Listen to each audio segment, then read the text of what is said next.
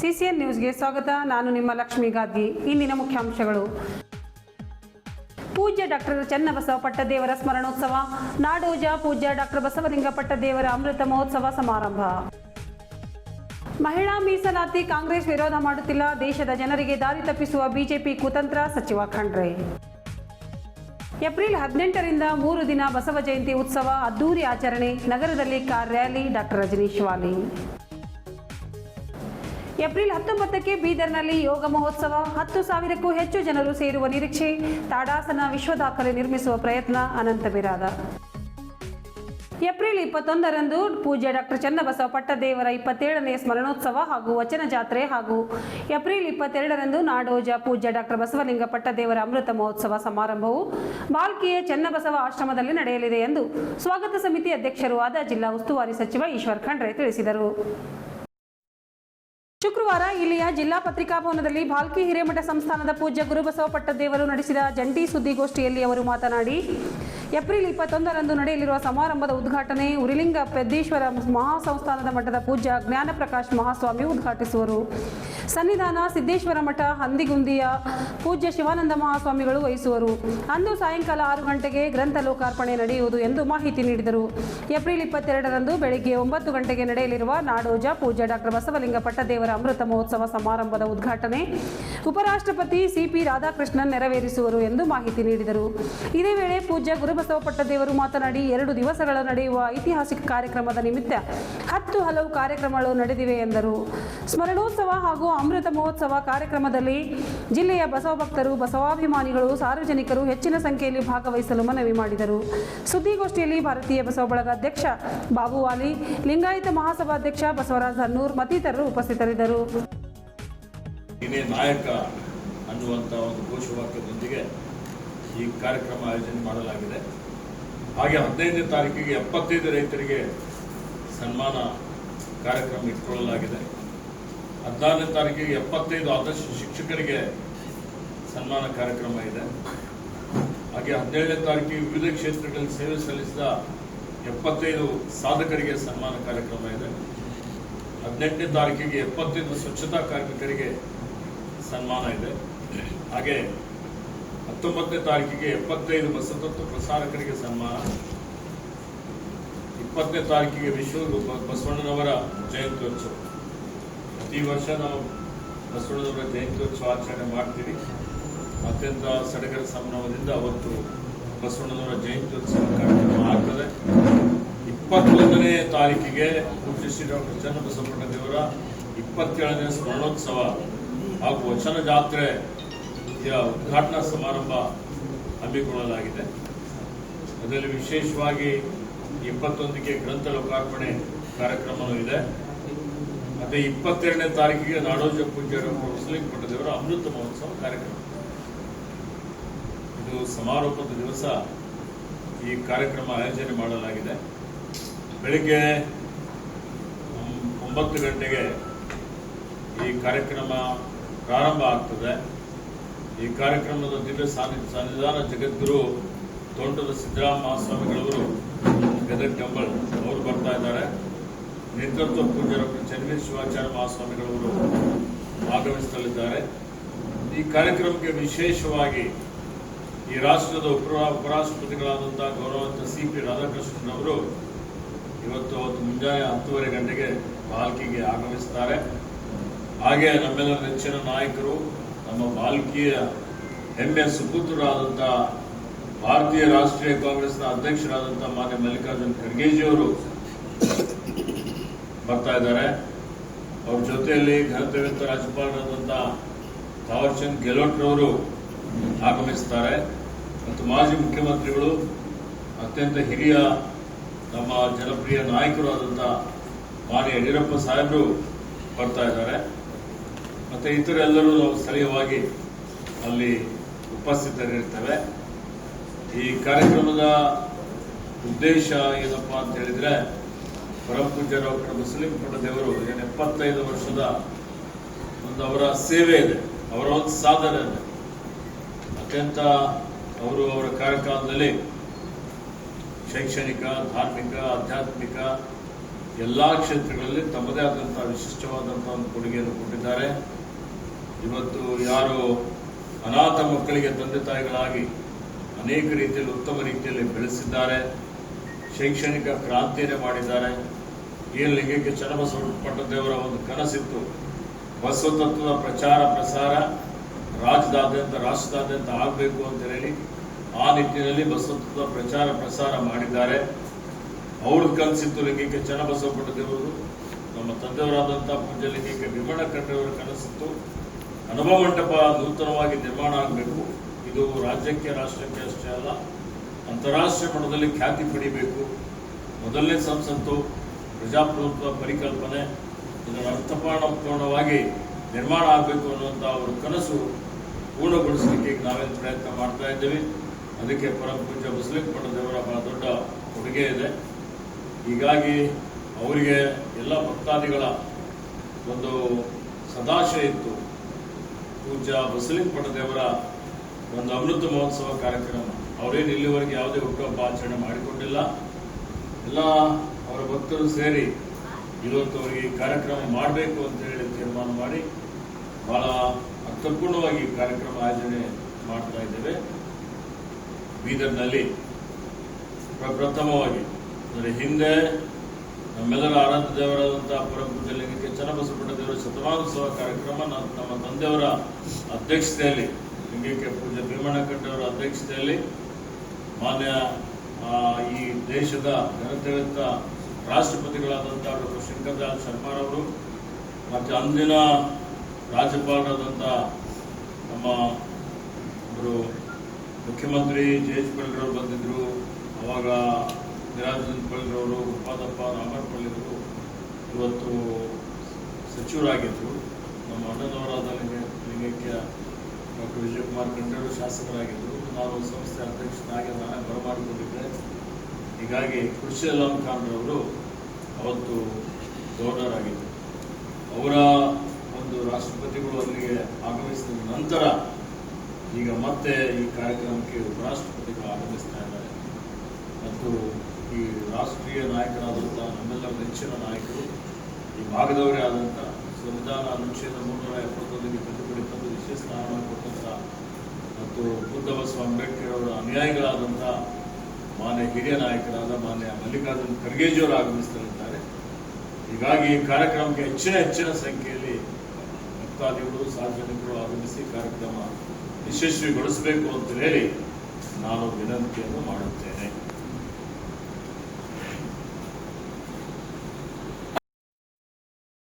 ಶ್ರೀ ಗುರು ಬಸವಲಿಂಗಾಯ ನಮಃ.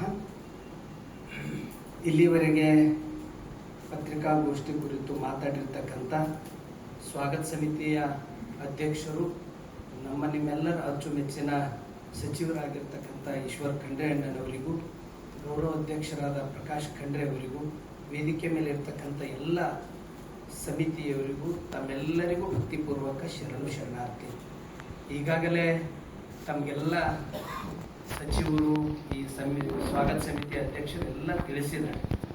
ಇಲ್ಲಿ ವಿಶೇಷ ಅಂದರೆ ನಮ್ಮ ಭಾರತ ದೇಶ ಸ್ವಾತಂತ್ರ್ಯ ಸಿಕ್ಕರೂ ಕೂಡ ಈ ಭಾಗಕ್ಕೆ ಸಿಗಲಿಲ್ಲ. ಅಂಥ ಸಂದರ್ಭದಲ್ಲಿ ಭಾಲ್ಕಿ ಮಠ ಡಾಕ್ಟರ್ ಚನ್ನಬಸವಪಟ್ಟದೇವ್ರದ್ದು ಅಗಾಧ ಕೊಡುಗೆ ಇದೆ. ಅದು ಶೈಕ್ಷಣಿಕವಾಗಿ, ಸಾಮಾಜಿಕವಾಗಿ, ಧಾರ್ಮಿಕವಾಗಿ ಸೇವೆ ಸಲ್ಲಿಸಿದವರು ಪರಮ ಪೂಜ್ಯ ಡಾಕ್ಟರ್ ಚನ್ನಬಸವಪಟ್ಟದೇವರು. ಅದೇ ಪರಂಪರೆ ಇಟ್ಟುಕೊಂಡು ಪರಮ ಪೂಜ್ಯರಾದ ಡಾಕ್ಟರ್ ಬಸವಲಿಂಗಪಟ್ಟದೇವರು ಗುರುವಿನ ದಾರಿಯಲ್ಲಿ ಎಷ್ಟರ ಮಟ್ಟಿಗೆ ಬಹುತೇಕ ಇವತ್ತು ಗಡಿ ಭಾಗ ರಾಷ್ಟ್ರ ಮಟ್ಟಕ್ಕೂ ವಿದ್ಯಾರ್ಥಿಗಳ ಒಂದು ಸಾಧನೆ ಆಗಲಿಕ್ಕೆ ಅದಕ್ಕೆ ದೊಡ್ಡ ಶಕ್ತಿಯ ಕಾರ್ಯ ಮಾಡಿದವರು ಅನೇಕರಿದ್ದಾರೆ. ಅದರಲ್ಲಿ ಪರಮ ಪೂಜ್ಯ ಡಾಕ್ಟರ್ ಬಸವಲಿಂಗಪಟ್ಟದೇವ್ರದ್ದು ಶೈಕ್ಷಣಿಕವಾಗಿ, ಸಾಮಾಜಿಕವಾಗಿ, ಧಾರ್ಮಿಕವಾಗಿ ಅಗಾಧ ಸೇವೆ ಇದೆ. ಆ ಸೇವೆಯ ಒಂದು ಪ್ರತಿಫಲನೆ ಇವತ್ತಿಷ್ಟೆಲ್ಲರೂ ಸಮಿತಿಯವರು ಕೂಡಿಕೊಂಡು ಇಲ್ಲಿ ವಿಶೇಷ ಕಾರ್ಯಕ್ರಮಗಳು 1ನೇ ತಾರೀಕಿನಿಂದ ಆರಂಭ ಆಗಿವೆ. ಇವತ್ತು ನಾವು 17ನೇ ತಾರೀಕು, ಇವತ್ತು ವಿಶೇಷ ಅಲ್ಲಿ ಏನು ವಿವಿಧ ಕ್ಷೇತ್ರದಲ್ಲಿ ಸೇವೆ ಸಲ್ಲಿಸಿದವರಿಗೆ, ನಾಳೆ ಸ್ವಚ್ಛತೆಯಲ್ಲಿ ಕಾರ್ಯ ಮಾಡಿದವರಿಗೆ, ಬಸವ ತತ್ವ ಪ್ರಸಾರ ಮಾಡಿದವರಿಗೆ ದಿನೇ ದಿನೇ ಒಂದು ಹೊಸ ರೂಪವನ್ನು ಕೊಟ್ಟಿದ್ದಾರೆ. 20, 21, 22 ಇದು ಒಂದು ರೀತಿ ತ್ರಿವೇಣಿ ಸಂಗಮ ಕೂಡ ಬಂದಂಗೆ ಬಡ್ದು ವೇದಿಕೆ ಮೇಲೆ ಅದು ಏನಿರ್ತದೋ ಅದು ನಾವೆಲ್ಲರೂ ಅದನ್ನು ನಾವು ಗೌರವಿಸೋದು ನಮ್ಮ ಕರ್ತವ್ಯ ಇದೆ. ಹೀಗಾಗಿ ನಾ ಎಲ್ಲರನ್ನ ಭಾಳ ಪ್ರೀತಿಯಿಂದ ವಿನಂತಿಸಿಕೊಳ್ತಾ ಇದ್ದೀನಿ, ಎಲ್ಲರೂ ಸಹಕರಿಸಬೇಕು. ಸಾಯಂಕಾಲ ಅವರು ಬೆಳಗ್ಗೆ ಉದ್ಘಾಟನೆ ಮಾಡಿ ಪೂಜ್ಯರನ್ನು ಗೌರವಿಸಿದ ಮೇಲೆ ಸಾಯಂಕಾಲ ಮತ್ತೆ 4 ಗಂಟೆಗೆ ಕೊಪ್ಪಳದ ಗವಿಸಿದ್ದೇಶ್ವರ ಮಹಾಸ್ವಾಮಿಗಳು ಜಗದ್ಗುರು ಅವರು ಅವ್ರದೊಂದು ಅನುಭವ ನುಡಿ ಇರ್ತದೆ. ಅನೇಕ ಹುಬ್ಬಳ್ಳಿ, ಶಿವಮೊಗ್ಗ, ಧಾರವಾಡದ ಎಲ್ಲ ಪೂಜ್ಯರು ವೇದಿಕೆಗಿರ್ತಾರೆ. ಈ ಕಾರ್ಯಕ್ರಮಕ್ಕೆ ಹೆಚ್ಚಿನ ಸಂಖ್ಯೆಯಲ್ಲಿ ಬಂದು ಕಾರ್ಯಕ್ರಮ ಯಶಸ್ವಿಗೊಳಿಸಬೇಕಂತ ನಾನೆಲ್ಲ ಭಕ್ತಾದಿಗಳಿಗೆ ಅತ್ಯಂತ ಕಳಕಳಿಯಿಂದ ವಿನಂತಿಸುತ್ತಿದ್ದೇನೆ. ಶರಣು ಶರಣಾರ್ಥಿ. ಏಪ್ರಿಲ್ 18, 19 ಹಾಗೂ 20 ಶನಿವಾರ, ಭಾನುವಾರ ಹಾಗೂ ಸೋಮವಾರ 3 ದಿನಗಳ ಕಾಲ ಬಸವ ಜಯಂತಿ ಉತ್ಸವ ಕಾರ್ಯಕ್ರಮ ಅದ್ದೂರಿ ಹಾಗೂ ಅರ್ಥಪೂರ್ಣವಾಗಿ ಆಚರಿಸಲು ನಿರ್ಧರಿಸಲಾಗಿದೆ ಎಂದು ಬಸವ ಜಯಂತಿ ಉತ್ಸವ ಸಮಿತಿ ಅಧ್ಯಕ್ಷ ಡಾಕ್ಟರ್ ರಜನೀಶ್ ವಾಲಿ ತಿಳಿಸಿದರು. Voice over 3. ಗುರುವಾರ ನಗರದ ಜಿಲ್ಲಾ ಪತ್ರಿಕಾ ಭವನದಲ್ಲಿ ಬಸವ ಜಯಂತಿ ಉತ್ಸವ ಸಮಿತಿಯ ವತಿಯಿಂದ ನಡೆಸಿದ ಸುದ್ದಿಗೋಷ್ಠಿಯಲ್ಲಿ ಮಾತನಾಡಿರುವ ಅವರು, ಬಸವ ಜಯಂತಿ ಉತ್ಸವವನ್ನು ಏಪ್ರಿಲ್ 18ರಿಂದ 20ರವರೆಗೆ ವಿವಿಧ ಧಾರ್ಮಿಕ, ಸಾಂಸ್ಕೃತಿಕ ಮತ್ತು ಸಾಮಾಜಿಕ ಕಾರ್ಯಕ್ರಮಗಳೊಂದಿಗೆ ವೈಭವವಾಗಿ ಆಚರಿಸಲಾಗುತ್ತದೆ ಎಂದು ತಿಳಿಸಿದರು. ಏಪ್ರಿಲ್ 18ರ ಬೆಳಿಗ್ಗೆ 7ರಿಂದ 8ರವರೆಗೆ ಡಾಕ್ಟರ್ ಚನ್ನಬಸವ ಪಟ್ಟದೇವರ ರಂಗಮಂದಿರದಲ್ಲಿ ಇಷ್ಟಲಿಂಗ ಪೂಜೆ ನಡೆಯಲಿದೆ. ಶಿವಕುಮಾರ್ ಪಾಂಚಾಳ್ ಹಾಗೂ ಸಂಗಡಿಗರಿಂದ ವಚನ ಗಾಯನ ಕಾರ್ಯಕ್ರಮ ಹಮ್ಮಿಕೊಳ್ಳಲಾಗಿದೆ. ನಂತರ ಬೆಳಿಗ್ಗೆ 9ಕ್ಕೆ ಶ್ರೀ ಸಿದ್ಧಾರೂಢ ಮಠದಿಂದ ಪಾಪನಾಶ್ ಮಂದಿರದವರೆಗೆ ಕಾರುಗಳ ಭವ್ಯ ರ್ಯಾಲಿ ನಡೆಯಲಿದೆ ಎಂದು ಅವರು ಮಾಹಿತಿ ನೀಡಿದರು. ಸಂಜೆ 6ಕ್ಕೆ ಶರಣರ ವೇಷಭೂಷಣ ಕಾರ್ಯಕ್ರಮ ನಡೆಯಲಿದ್ದು 6:30ಕ್ಕೆ ಶರಣ ಶಂಕರ್ ಶಾನುಭೋಗ ಹಾಗೂ ಸಂಗಡಿಗರಿಂದ ವಚನ ಸಂಗೀತೋತ್ಸವ ನಡೆಯಲಿದೆ. ಏಪ್ರಿಲ್ 20ರಂದು ಬೆಳಿಗ್ಗೆ 11ಕ್ಕೆ ಬಸವ ಜಯಂತಿ ಉತ್ಸವದ ಪ್ರಮುಖ ಕಾರ್ಯಕ್ರಮ ನಡೆಯಲಿದ್ದು ಪೂಜ್ಯ ಚರಣಬಸವ ದೇವರು ಬೆಳವಿ ಅವರು ವಿಶೇಷ ಉಪನ್ಯಾಸ ನೀಡಲಿದ್ದಾರೆ. ಸಂಜೆ 5ಕ್ಕೆ ಬಸವೇಶ್ವರ ವೃತ್ತದಿಂದ ವಿಶ್ವಗುರು ಬಸವಣ್ಣನವರ ಭಾವಚಿತ್ರದ ಹಾಗೂ ವಚನ ಸಾಹಿತ್ಯದ ಭವ್ಯ ಮೆರವಣಿಗೆ ನಡೆಯಲಿದೆ ಎಂದರು. ಉತ್ಸವ ಸಮಿತಿಯ ಪ್ರಧಾನ ಕಾರ್ಯದರ್ಶಿ ಶಶಿಧರ್ ಹೊಸಳ್ಳಿ ಮಾತನಾಡಿ, ಮಹಾನಗರ ಪಾಲಿಕೆಯಿಂದ ಬಸವೇಶ್ವರ ವೃತ್ತದ ಜೀರ್ಣೋದ್ಧಾರ ಮಾಡಲಾಗುತ್ತಿದೆ. ಉತ್ಸವ ಸಮಿತಿಯ ಹಿರಿಯ ಸಲಹೆಗಾರರಾದ ಬಾಬು ಅಲ್ಲಿ ಮಾತನಾಡಿ, ಬಸವ ಭಕ್ತರು ತಮ್ಮ ತಮ್ಮ ಮನೆಗಳ ಮೇಲೆ ಶಟಸ್ಥಲ ಧ್ವಜ, ದೀಪಾಲಂಕಾರ ಮಾಡಬೇಕು, ಬಸವಣ್ಣನವರ ಭಾವಚಿತ್ರಕ್ಕೆ ಪೂಜೆ ಸಲ್ಲಿಸಬೇಕೆಂದು ಕರೆ ನೀಡಿದರು. ಸಮಿತಿಯ ಪ್ರಮುಖರಾದ ಕುಶಾಲ್ ಪಾಟೀಲ್ ಖಾಜಾಪುರ್, ಸೋಮಶೇಖರ್ ಪಾಟೀಲ್ ಗಾದ್ಗಿ, ಮಹಿಳಾ ಸಮಿತಿ ಅಧ್ಯಕ್ಷೆ ಡಾಕ್ಟರ್ ದೇವಕಿ ನಾಗೂರೆ, ಮೆರವಣಿಗೆ ಸಮಿತಿ ಅಧ್ಯಕ್ಷ ಧನರಾಜ್ ಹಂಗುರ್ಗಿ, ಬಸವ ಜಯಂತಿ ಉತ್ಸವ ಸಮಿತಿಯ ನಿಕಟಪೂರ್ವ ಅಧ್ಯಕ್ಷ ಜಯರಾಜ್ ಖಂಡ್ರೆ, ಸುರೇಶ್ ಚಂದ್ಶೆಟ್ಟಿ, ರಾಜ್ಕುಮಾರ್ ಗಂದ್ರೆ, ರಾಜೇಂದ್ರ ಕುಮಾರ್ ಗಂದಗೆ, ದೀಪಕ್ ವಾಲಿ ಮಾತನಾಡಿದರು. ಉತ್ಸವ ಸಮಿತಿಯ ಖಜಾಂಚಿ ಸಿದ್ದರಾಮಯ್ಯ ಸ್ವಾಮಿ, ಇತರೆ ಪ್ರಮುಖರಾದ ಆದೀಶ್ ವಾಲಿ, ವಿಕ್ರಮ್ ಮುದಾಳೆ, ಸುರೇಶ್ ಸ್ವಾಮಿ, ದಾನಿ ಬಾಬುರಾವ್, ನೀಲಮ್ಮ ರೋಗನ್, ವಿರೂಪಾಕ್ಷ ಗಾದ್ಗಿ, ಸಂತೋಷ್ ಪಾಟೀಲ್ ಹಾಗೂ ಮತ್ತಿತರರು ಉಪಸ್ಥಿತರಿದ್ದರು. ನೋವಿನ ಸಂಗತಿಯಾಗಿದೆ. ವಿನಯ್ ಕುಲಕರ್ಣಿಯವರು, ಅವರ ಪರಿವಾರದವರು ಇವತ್ತು ಸಾಮಾಜಿಕ ಕ್ಷೇತ್ರದಲ್ಲಿ, ರಾಜಕೀಯ ಕ್ಷೇತ್ರದಲ್ಲಿ, ಶೈಕ್ಷಣಿಕ ಕ್ಷೇತ್ರದಲ್ಲಿ, ಕೃಷಿಯಲ್ಲಿ ತಮ್ಮದೇ ಆದಂಥ ರೀತಿಯಲ್ಲಿ ಸಮಾಜಕ್ಕೆ ಕೊಡುಗೆಯನ್ನು ಕೊಟ್ಟಿದ್ದಾರೆ. ಇವತ್ತು ನಾನು ಅವರಿಗೆ ಭಾಳ ಹತ್ತಿರದಿಂದ ಬಲ್ಲವನಾಗಿದ್ದೇನೆ. ಇದೊಂದು ಷಡ್ಯಂತ್ರ ಅನ್ನುವಂಥದ್ದು ಅವರ ಪರಿವಾರದವರೆಲ್ಲರ ಒಂದು ಅನಿಸಿಕೆ ಇದೆ. ಈಗ ಅವರಿಗೆ ಹೈಕೋರ್ಟ್ಗೆ ಹೋಗ್ತಾರೆ. ಇವತ್ತು ಸತ್ಯಕ್ಕೆ ಜಯ ಆಗ್ತದೆ. ಅವರು ನಿರಪರಾಧಿಗಳು ಅಂತ ಹೇಳಿ ಸಾಬೀತಾಗಿ ಹೊರಗೆ ಬರ್ತಾರೆ ಅನ್ನುವಂಥ ವಿಶ್ವಾಸ. ಅಬ್ದುಲ್ ಜಬ್ಬಾರ್ ಅವ್ರನ್ನ ಅನರ್ಹ ಮಾಡಿದಾರಲ್ಲ ಪಕ್ಷದ ಗದ್ದಾಳಿ, ಡಿ ಕೆ ಶಿವಕುಮಾರ್ ಅವರು ಸತೀಶ್ ಜಾರಕಿಹೊಳಿ ಮೀಟ್ ಆಗಿದ್ದಾರೆ ಸರ್ ಅವತ್ತು ಮನೆಯಲ್ಲಿ. ಈ ಬಗ್ಗೆ ಅಲ್ಪಸಂಖ್ಯಾತ ನಾಯಕರು ನೋಡಿ, ಈಗ ಕಾಂಗ್ರೆಸ್ ಪಕ್ಷ ಸರ್ವರಿಗೂ ಸಮಬಾಳು, ಸರ್ವರಿಗೂ ಸಮಬಾಳು. ಎಲ್ಲ ಸಮುದಾಯದವರ ಪಕ್ಷ ಕಾಂಗ್ರೆಸ್ ಪಕ್ಷ. ಕಾಂಗ್ರೆಸ್ ಇದೊಂದು ಬರೀ ರಾಜಕೀಯ ಪಕ್ಷ ಅಲ್ಲ. ಕಾಂಗ್ರೆಸ್ ಒಂದು ಆಂದೋಲನ, ಅಧಿಕಾರಕ್ಕಾಗಿ ಹುಟ್ಕೊಂಡಂಥ ಪಕ್ಷ ಅಲ್ಲ. ಸ್ವಾತಂತ್ರ್ಯ ಸಿಗಬೇಕು, ಎಲ್ಲರಿಗೆ ಸಾಮಾಜಿಕ ನ್ಯಾಯ ಸಿಗಬೇಕು ಅಂತ ಹೇಳಿ ಸ್ಥಾಪನೆ ಆದಂಥ ಪಕ್ಷ. ಹೀಗಾಗಿ ಎಲ್ಲರಿಗೆ ನ್ಯಾಯ ಸಿಗ್ತದೆ. ನಮ್ಮ ವರಿಷ್ಠರು ಎಲ್ಲರಿಗೆ ಸರಿ ಸಮಾನವಾಗಿ ತೆಗೆದುಕೊಂಡು ಹೋಗ್ತಾರೆ. ಹಿರೇಬಗ್ನಾಳ್ ಗ್ರಾಮದಲ್ಲಿ ಕೆಮಿಕಲ್ ಫ್ಯಾಕ್ಟರಿಗಳ ಕೊಪ್ಪಳದಲ್ಲಿ ಏನು ಇವತ್ತು ರಾಸಾಯನಿಕ ಕೈಗಾರಿಕೆಗಳಿದ್ದಾವೆ, ಅದರಿಂದ ಬಹಳಷ್ಟು ಗ್ರಾಮಗಳಲ್ಲಿ ಇವತ್ತೇನು ವಾಯು ಮಾಲಿನ್ಯ ಆಗ್ತಾ ಇದೆ, ನೀರಿನಲ್ಲಿ ಮಾಲಿನ್ಯ ಆಗ್ತಾ ಇದೆ ಅನ್ನುವಂಥ ದೂರುಗಳು ಬಂದಿದೆ. ಸರ್ಕಾರದ ವತಿಯಿಂದ ನಾವೊಂದು ತಂಡವನ್ನು ರಚನೆ ಮಾಡಿದ್ದೇವೆ. ನಮ್ಮ ರಾಜ್ಯ ಮಾಲಿನ್ಯ ನಿಯಂತ್ರಣ ಮಂಡಳಿಯ ಅಧ್ಯಕ್ಷರು ಸದಸ್ಯರುಗಳೆಲ್ಲ ಹೋಗಿ ತಪಾಸಣೆ ಮಾಡಿದ್ದಾರೆ. 3 ದಿವಸದಲ್ಲಿ ವರದಿ ಕೊಡಿ ಅಂತೇಳಿ ಕೇಳಿದ್ದೇನೆ. ಇನ್ನೂ ವರದಿ ನನ್ನ ಕೈ ಸೇರಿಲ್ಲ. ವರದಿ ಬಂದ ಮೇಲೆ ನಮ್ಮಲ್ಲಿ ವರದಿ ಆಧಾರದ ಮೇಲೆ ಕ್ರಮ ತಗೊಳ್ತೇವೆ. ಜನಪ್ರತಿನಿಧಿಗಳು ಯಾರು ಸಾಕಷ್ಟು ಜನಪ್ರತಿನಿಧಿಗಳು ಸರ್ಕಾರ ಬಹಳ ಅತ್ಯಂತ ಗಂಭೀರತೆಯಿಂದ ಪರಿಗಣನೆ ಮಾಡಿದೆ. ಅದರ ಬಗ್ಗೆ ಕಠಿಣವಾದಂಥ ಕ್ರಮ ತಗೊಳ್ತೇವೆ. ಸರ್, ಮಹಿಳಾ ಮಿಲಿಟರಿ ಬಗ್ಗೆ ರಾಹುಲ್ ಗಾಂಧಿ ಸದನದಲ್ಲಿ ಚರ್ಚೆ ನಡೀತಾ ಇದೆ. ಮಹಿಳಾ ಮಿಲಿಟರಿ ವಿರೋಧ ವ್ಯಕ್ತಪಡಿಸ್ತಾ ಇದೆ ಸರ್. ಇದು ಮಸೂದೆನೇ ಅಲ್ಲ ಇದು. ನೋಡಿ, ರಾಹುಲ್ ಗಾಂಧಿಯವರು ಮಹಿಳಾ ಮೀಸಲಾತಿ ವಿರೋಧಿ ಅಲ್ಲ. ಭಾರತೀಯ ಜನತಾ ಪಕ್ಷ ಷಡ್ಯಂತ್ರ ಮಾಡಿ ಮಹಿಳಾ ಮೀಸಲಾತಿ ಹೆಸರಿನ ಮೇಲೆ ಇವತ್ತು ಇಡೀ ರಾಜ್ಯದ ದೇಶದ ಜನರಿಗೆ ದಾರಿ ತಪ್ಪಿಸುವಂಥ ಒಂದು ಕೆಲಸ ಮಾಡ್ತಾ ಇದ್ದಾರೆ. ತರಾತುರಿಯಲ್ಲಿ ತರೋದಕ್ಕಿಂತಲೂ ಎಲ್ಲರ ಜೊತೆಯಲ್ಲಿ ಚರ್ಚೆ ಮಾಡಬೇಕಾಗಿತ್ತು, ಎಲ್ಲರ ಜೊತೆಯಲ್ಲಿ ಅಭಿಪ್ರಾಯ ತೆಗೆದುಕೊಳ್ಬೇಕಾಗಿತ್ತು. ಅದೆಲ್ಲವನ್ನು ತೆಗೆದುಕೊಂಡು ಇವತ್ತು ಎಲ್ಲರ ಸಹಮತಿಯನ್ನು ತೆಗೆದುಕೊಂಡು ಅವರು ಜಾರಿ ಮಾಡ್ಬೋದಾಗಿತ್ತಲ್ಲ. ಏನಾಗಿದೆ ಅವರಿಗೆ? ಈ ಚುನಾವಣೆ ನಡೆಯೋ ಹೊತ್ತಿನಲ್ಲೇ ಮಾಡಬೇಕು ಅಂತಿದೆಯಾ? ಅರ್ಥ ಏನು? ಇವರಿಗೆ ಏನಾಗಿದೆ, ಇವ್ರ ಮನಸ್ಸಲ್ಲಿ ಇಲ್ಲ. ಮಹಿಳೆಯರ ಓಲೈಕೆ ಇವರು ಓಲೈಕೆನೂ ಅಂತಲ್ಲ, ಇವರು ಬೇಸಿಕಲಿ ನೈಜವಾಗಿ ನೋಡಬೇಕು ಅಂತ ಹೇಳಿದರೆ ಇವರೆಲ್ಲ ಪಟ್ಟಭದ್ರ ಹಿತಾಸಕ್ತಿಗಳ ಪರ ಇದ್ದಂಥವ್ರು. ಇವರು ಬಂಡವಾಳಶಾಹಿಗಳ ಪರ ಇದ್ದಂಥವ್ರು. ಇವರಿಗೆ ಸಾಮಾಜಿಕ ನ್ಯಾಯದಲ್ಲಿ ಇವರಿಗೆ ವಿಶ್ವಾಸ ಇಲ್ಲ. ಮಹಿಳೆಯರಿಗೆ, ಶೋಷಿತರಿಗೆ, ಹಿಂದುಳಿದವರಿಗೆ ಎಲ್ಲರಿಗೆ ನ್ಯಾಯ ಸಿಗಬೇಕು ಅಂತ ಇವ್ರ ಮನಸ್ಸಲ್ಲಿ ಇಲ್ಲ. ಹೇಗಾದರೂ ಮಾಡಿ ತೋರಿಕೆಗೆ ತುಟಿಗೆ ತುಪ್ಪ ಹಚ್ಚುವಂಥ ರೀತಿಯಲ್ಲಿ, ಆಗಬಾರ್ದು ಅನ್ನುವಂಥ ರೀತಿಯಲ್ಲಿ ಆ ಮಸೂದೆಯನ್ನು ತಂದು ಇವತ್ತು ಜನರಿಗೆ ದಾರಿ ತಪ್ಪಿಸುವಂಥ ಕೆಲಸ ಮಾಡ್ತಾ ಇದ್ದಾರೆ. ಜನ ಭಾಳ ಅರ್ಥ ಮಾಡಿಕೊಂಡಿದ್ದಾರೆ. ಸತ್ಯ ಇದ್ದಿದ್ದು ಹೊರಗಡೆ ಬರೋದು. ನೋಡಿ, ನಾವು ಮಹಿಳಾ ಮೀಸಲಾತಿ ವಿರೋಧಿಗಳಲ್ಲ. ಈಗ ಯಾವ ರೀತಿಯಲ್ಲಿ ಇವರು ಮಸೂದೆ ತರಬೇಕು ಅಂತ ಇದ್ದಾರೆ, ಇವತ್ತು ಅದಕ್ಕೆ ಕೆಲವೊಂದು ತಿದ್ದುಪಡಿಗಳು ಮಾನ್ಯ ರಾಹುಲ್ ಜಿಯವರು ಕಾಂಗ್ರೆಸ್ ಪಕ್ಷ ಸಲಹೆ ಕೊಟ್ಟಿದೆ. ನಮ್ಮ ಸಲಹೆ ಒಪ್ಪಲಿ. ಅವರು ಯಾಕೆ ಒಪ್ತಾ ಇಲ್ಲ ಹೇಳಿ? ಏಪ್ರಿಲ್ 18, 19 ಹಾಗೂ 20 ಶನಿವಾರ, ಭಾನುವಾರ ಹಾಗೂ ಸೋಮವಾರ 3 ದಿನಗಳ ಕಾಲ ಬಸವ ಜಯಂತಿ ಉತ್ಸವ ಕಾರ್ಯಕ್ರಮ ಅದ್ದೂರಿ ಹಾಗೂ ಅರ್ಥಪೂರ್ಣವಾಗಿ ಆಚರಿಸಲು ನಿರ್ಧರಿಸಲಾಗಿದೆ ಎಂದು ಬಸವ ಜಯಂತಿ ಉತ್ಸವ ಸಮಿತಿ ಅಧ್ಯಕ್ಷ ಡಾಕ್ಟರ್ ರಜನೀಶ್ ವಾಲಿ ತಿಳಿಸಿದರು. ಗುರುವಾರ ನಗರದ ಜಿಲ್ಲಾ ಪತ್ರಿಕಾಭವನದಲ್ಲಿ ಬಸವ ಜಯಂತಿ ಉತ್ಸವ ಸಮಿತಿಯ ವತಿಯಿಂದ ನಡೆಸಿದ ಸುದ್ದಿಗೋಷ್ಠಿಯಲ್ಲಿ ಮಾತನಾಡಿರುವ ಅವರು, ಬಸವ ಜಯಂತಿ ಉತ್ಸವವನ್ನು ಏಪ್ರಿಲ್ 18ರಿಂದ 20ರವರೆಗೆ ವಿವಿಧ ಧಾರ್ಮಿಕ, ಸಾಂಸ್ಕೃತಿಕ ಮತ್ತು ಸಾಮಾಜಿಕ ಕಾರ್ಯಕ್ರಮಗಳೊಂದಿಗೆ ವೈಭವವಾಗಿ ಆಚರಿಸಲಾಗುತ್ತದೆ ಎಂದು ತಿಳಿಸಿದರು.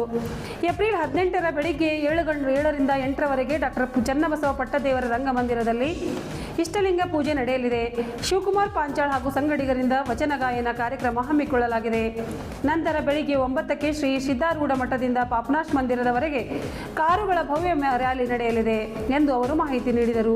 ಸಂಜೆ 6ಕ್ಕೆ ಶರಣರ ವೇಷಭೂಷಣ ಕಾರ್ಯಕ್ರಮ ನಡೆಯಲಿದ್ದು 6:30ಕ್ಕೆ ಶರಣ ಶಂಕರ್ ಶಾನುಭೋಗ ಹಾಗೂ ಸಂಗಡಿಗರಿಂದ ವಚನ ಸಂಗೀತೋತ್ಸವ ನಡೆಯಲಿದೆ.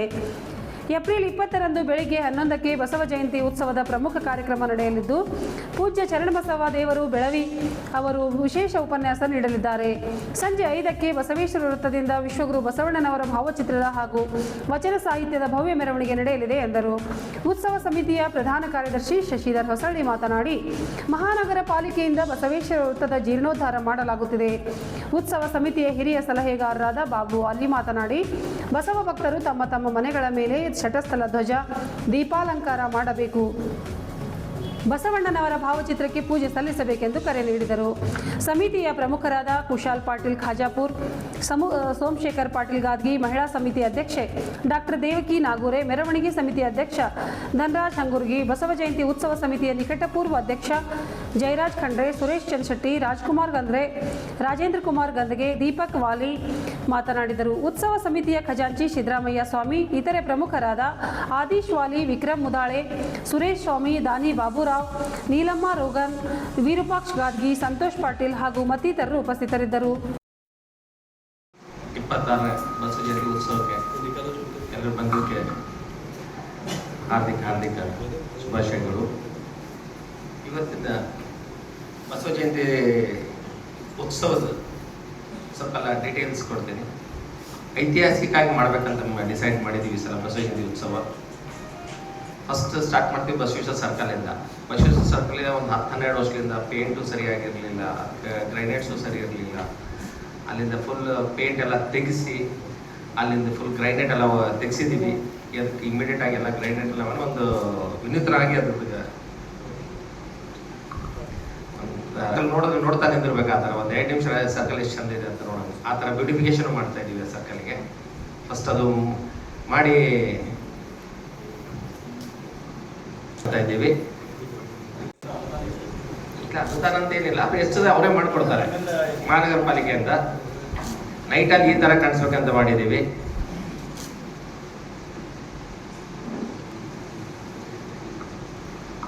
ಹದಿನೆಂಟನೇ ತಾರೀಕಿಗೆ ಬೆಳಿಗ್ಗೆ 7 ಗಂಟೆಗೆ ಇಷ್ಟಲಿಂಗ ಪೂಜೆ ಇದೆ. ಆಮೇಲೆ 18 ತಾರೀಕಿಗೆ ಅರೌಂಡ್ 9:30 10 o'clock ಕಾರ್ ರ್ಯಾಲಿ ಮಾಡ್ತಾ ಇದ್ದೀವಿ. ಒಂದು 300 ಕಾರ್ಗಳ ರ್ಯಾಲಿ ಮಾಡ್ತಾ ಇದ್ದೀವಿ. ಸಿದ್ದಾರೂಢ ಮಠದಿಂದ ಸ್ಟಾರ್ಟ್ ಮಾಡ್ತಾ ಇದ್ದೀವಿ. ಮತ್ತು ಅದು ಪಾಪನಾಶಿಗೆ ಎಂಡ್ ಆಗುತ್ತೆ. ವಚನ ನೃತ್ಯ ಸ್ಪರ್ಧೆ ಇದೆ. ಫಸ್ಟ್ ಟೈಮ್ ಮಾಡ್ತಾ ಇದ್ದೀವಿ ಇಲ್ಲಿ, ಮುಂಚೆ ಮಾಡಿರಲಿಲ್ಲ, ಈ ಸಲ ಮಾಡ್ತಾ ಇದ್ದೀವಿ. ಮತ್ತು ಸಾಯಂಕಾಲ ವಿಶೇಷ ಉಪನ್ಯಾಸ ಇದೆ 18 ತಾರೀಕು. 19 ತಾರೀಕಿಗೆ ಬೆಳಿಗ್ಗೆ 7 ಗಂಟೆಯಿಂದ 8 ಗಂಟೆವರೆಗೆ ವಚನ ಪಾರಾಯಣ ಇದೆ. ಆಮೇಲೆ ಮಧ್ಯಾಹ್ನ ವಚನ ಭಜನೆ ಸ್ಪರ್ಧೆ ಮುಂಚಿನ ಮಾಡಲಿ ವಿನೂತವಾಗಿ ಮಾಡ್ತಾ ಇದ್ದೀವಿ ಈ ಸತಿ. ಆಮೇಲೆ ಸಾಯಂಕಾಲ 6 ಗಂಟೆಗೆ ಶರಣರ ವೇಷಭೂಷಣದಿಂದ ಎಲ್ಲ ಶರಣರ ವೇಷಭೂಷಣ ಕೊಂಡು ಸ್ಟೇಜ್ ಮೇಲೆ ಬಂದು ಹೋಗ್ತಾರೆ. ಆಮೇಲೆ ಸಾಯಂಕಾಲ ಎಲ್ಲಕ್ಕಿಂತ ಇಂಪಾರ್ಟೆಂಟ್ ವಚನ ಸಂಗೀತೋತ್ಸವ ಇಟ್ಟಿದ್ದೀವಿ. ಬ್ಯಾಂಗ್ಳೂರಿಂದ ಕರೆಸ್ತಾ ಇದ್ದೇವೆ ಟೀಮು.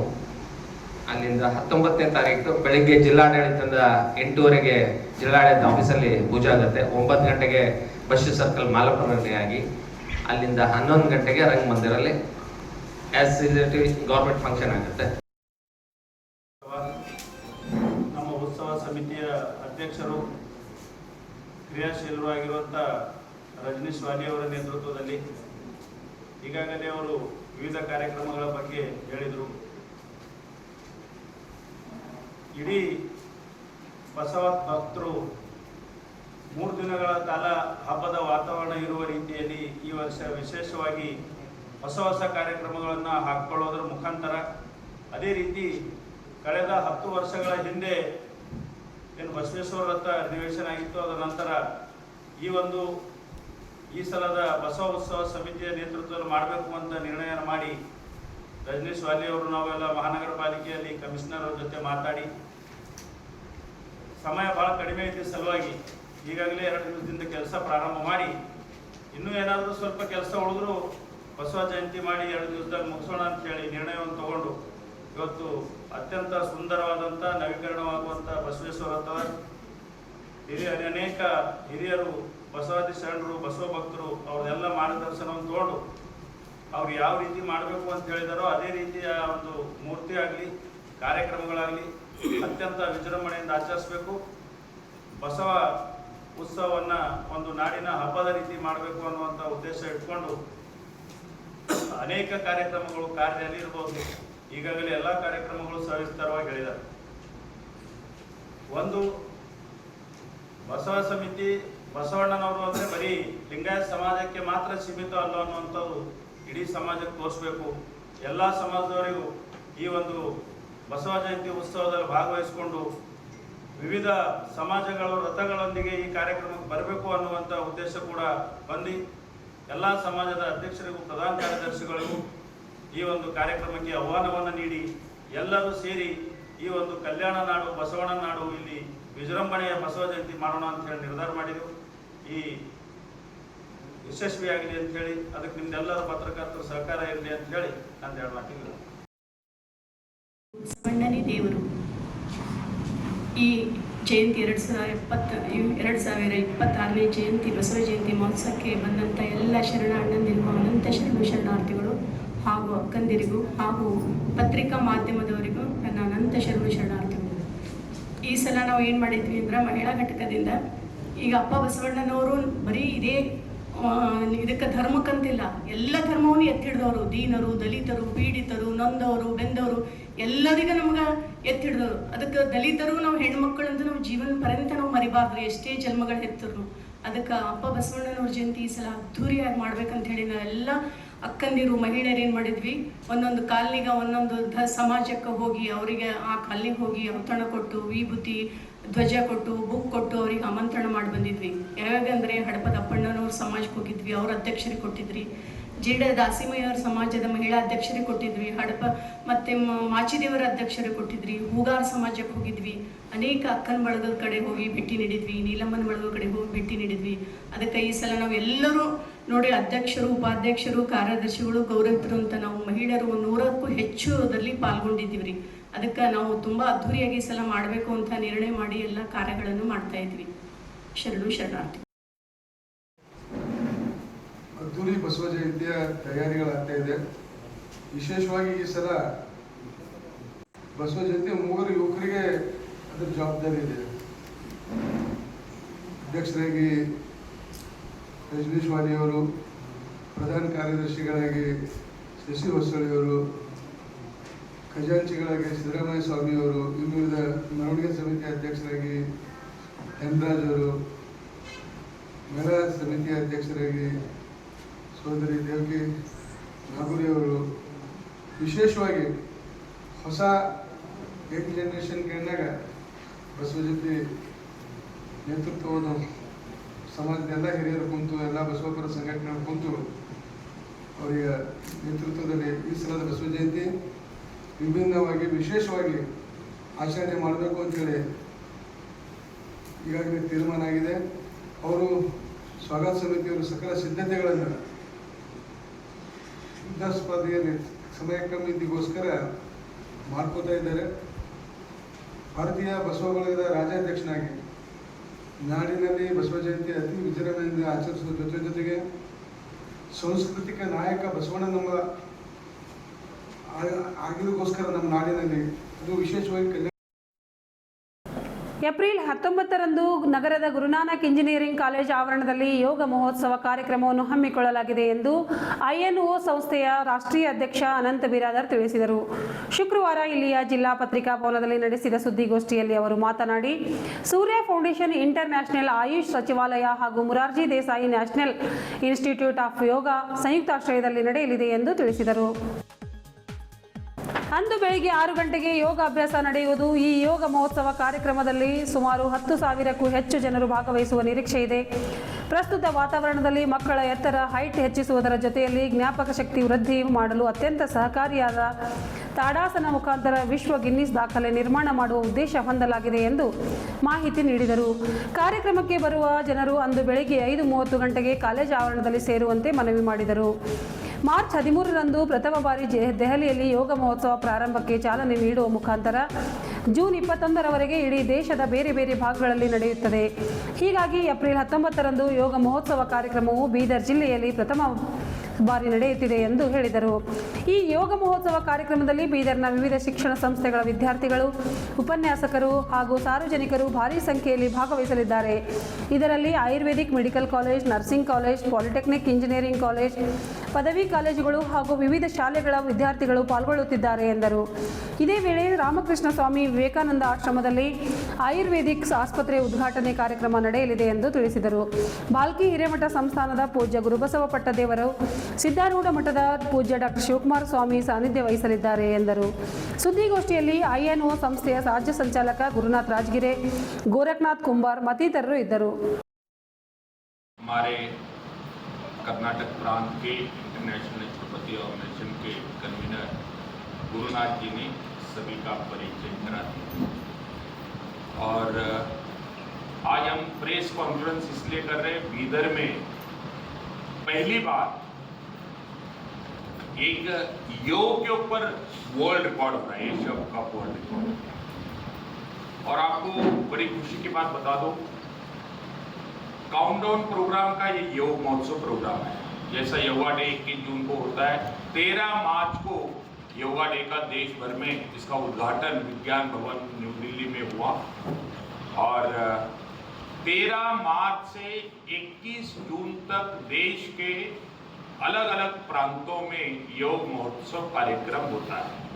ये Morarji Desai national institute of yoga Ayush मंत्रालय का एक अलग से संस्थान है और इस संस्थान के मार्गदर्शन में देश भर में बड़े बड़े प्रोग्राम होते हैं। लेकिन मैं आपको सभी बीदर के पत्रकार बंधु को भी, कई पत्रकार मेरे मित्र भी है, परिचित भी है, कोई 13 मार्च से 21 मार्च तक योग महोत्सव के प्रोग्राम हो रहे हैं।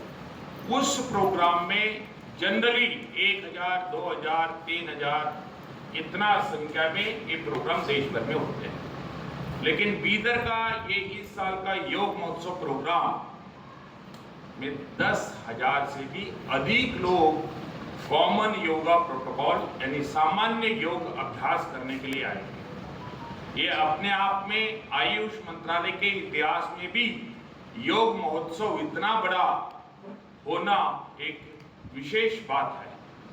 तो ये बीदर की हमारी INU की टीम और गुरु नानक देव कॉलेज और ग्रुप ऑफ इंस्टीट्यूट्स के सहयोग से Surya Foundation International Naturopathy Organisation के माध्यम से ये कार्यक्रम होगा और इसमें विद्यार्थी भी है, डॉक्टर्स भी है, एडवोकेट्स भी है, पत्रकार बंधु भी है, यानी सामाजिक क्षेत्र में काम करने वाले अलग अलग NGO के सदस्य भी है। हमने प्रयास किया है इसमें बीदर नगर के और बीदर डिस्ट्रिक्ट के हुमनाबाद हो, औराद हो, बसवा कल्याण हो और भालकी हो, उस सभी स्थान से लोग यहाँ पर योगा करने आएंगे। और इसमें हम एशिया बुक का वर्ल्ड रिकॉर्ड कर रहे हैं ताड़ासन का। एक बार मैं निवेदन इनको भी करूंगा, ताड़ासन जिनकी हाइट कम है, अगर आपके बच्चे की हाइट कम रहती है, अगर ताड़ासन का अभ्यास कराओगे उसकी हाइट बढ़ेगी और स्मरण शक्ति बढ़ेगी।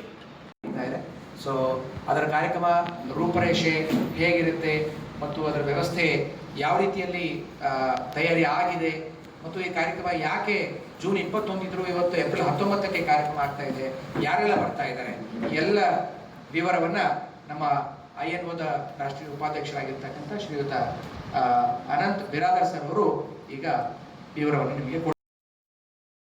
ಇದರೊಂದಿಗೆ ನಮ್ಮ ಇಂದಿನ ವಾರ್ತಾ ಪ್ರಸಾರ ಮುಕ್ತಾಯವಾಯಿತು. ಮುಂದಿನ ವಾರ್ತೆಗಳೊಂದಿಗೆ ಮತ್ತೆ ಭೇಟಿಯಾಗೋಣ. ವಂದನೆಗಳು.